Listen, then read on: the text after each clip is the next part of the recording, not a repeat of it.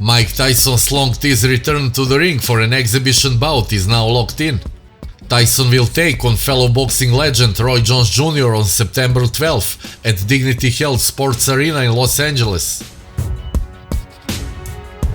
Both men are in their 50s, with their prime days as athletes well behind them, but the combination of nostalgia and curiosity could make the event one of the biggest fights of the year for boxing. Search and destroy it. I'm looking forward to capturing my glory. Jones, at 51, always has wanted to fight Tyson, but the stars never aligned.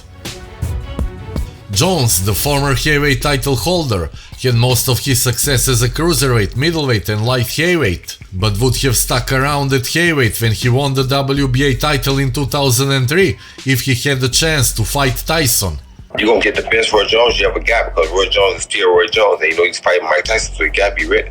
54 years old Tyson has been teasing a comeback for a while, looking in phenomenal shape in training videos on social media.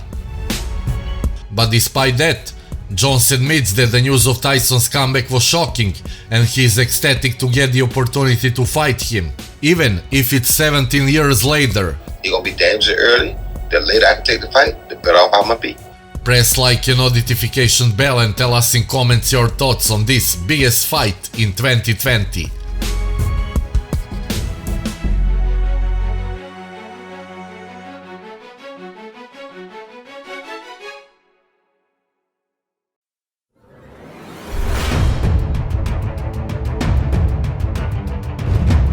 Tyson was one of the most feared heavyweights in history, dominating the division over the late 1980s, becoming the youngest heavyweight champion in history with brutal punching power that carried him to a 37-0 record before he fell victim to one of the greatest sports upsets in history when he was knocked out by James Buster Douglas in Tokyo in 1990. Mike Tyson has been knocked out. Tyson remained a star despite years spent in prison after being convicted of rape.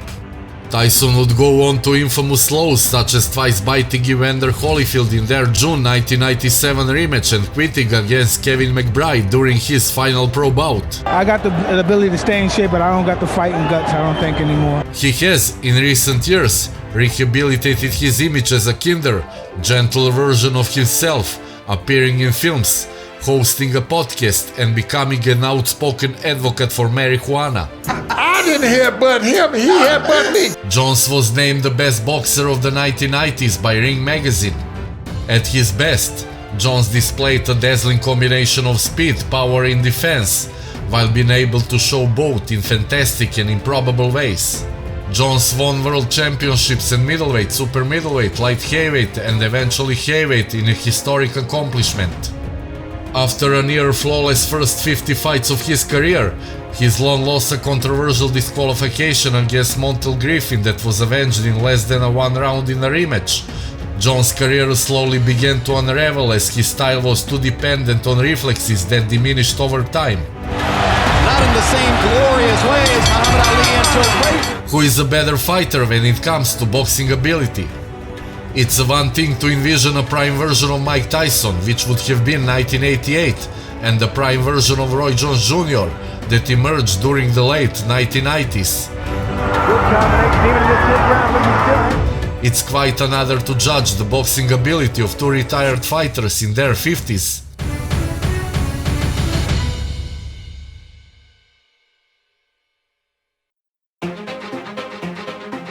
At his peak, Tyson was a wrecking ball, but maybe he was a better bully than he was a boxer.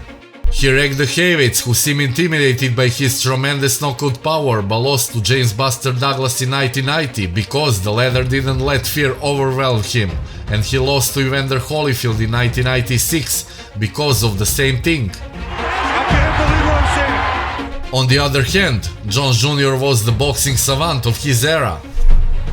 There's never been a more exciting or richly talented prize fighter than Jones Jr. was during his best years. The main issue with Jones Jr. excellence was that his unorthodox style only worked in combination with his otherworldly athleticism, and as soon as that athleticism started to diminish, Jones Jr. became beatable. Sustained attack against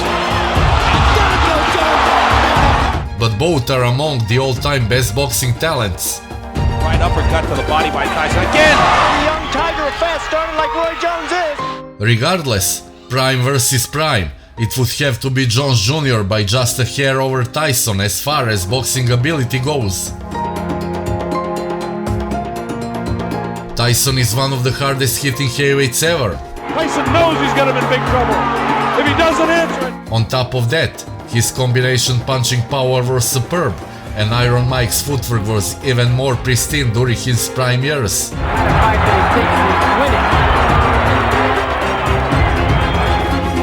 Tyson would have to be given the edge over a fighter who started his boxing career in the middleweight division and slowly moved up over time.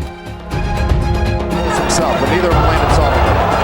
Jones lands against the ropes. Jones Jr. became the first former middleweight champion to win a heavyweight title in over 100 years, and it was because of his absurd power. He could knock his opponents out with either hand from 160 to 175 pounds. At his peak, there's maybe been no greater physical marvel for his weight classes than Jones Jr. But Tyson is one of the best knockout punchers in heavyweight history. Not even the prime Jones Jr. could compete with all that smoke. At his peak, Tyson is one of the best defenders in heavyweight history. Look here, he's caught Tyson 4 or 5 times. Sure, his style was built around crushing his opponents inside the distance. Oh, that was a tremendous. On the other hand, Jones Jr. was virtually unhittable at his best. He was just plain faster, smarter and more explosive than any other prize fighter of his era. On top of that, even if one dared to get into punching rage against Jones Jr., it meant eating 4 or 5 shots in return for maybe landing one. Wobbles Brandon again. Brandon having trouble for the moment, staying on his feet. Lipton watching closely.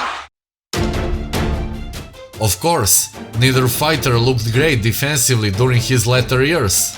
Tyson stopped moving his head and didn't have the stamina to move around more than a round or two during the latter stages of his career. Jones Jr. became a scarily easy target to hit for the elite, which is the main reason he leveled down in competition over the last parts of his career. Judging by how each man looked last time they competed, Tyson in 2005 and Jones in 2018, let's just call this one a tie and hope for the best. Tyson is one of the best boxing champions in history, but it's not as if he has stayed close to the sport over the 15 years since his retirement. Instead, Tyson has been living the life of a celebrity icon.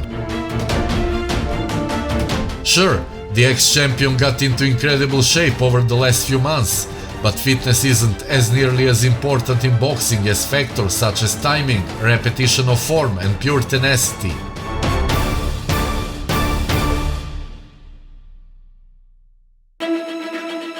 Jones Jr. sometimes talks and acts as if he is still 49-1, like he was in 2003 when he was originally negotiating with Tyson for what would have been one of the biggest events in boxing history. Jones Jr. will have to keep his hands up longer for defense, his feet moving faster at smart angles, and keep him for trying to land more than 1 or 2 punches at a time. You're gonna be damaged early. The later I can take the fight, the better off I'm gonna be. Jones Jr. can beat Tyson, but he'll have to fight smart. But if you simply must know which fighter you should expect to win the fight, it has to be Tyson. I'm total dedication to fighting right now and doing this exhibition. I'm prepared to go 8 rounds and I'm going to show the world. He is a heavyweight facing a middleweight, and his power is going to carry him to victory late in the fight.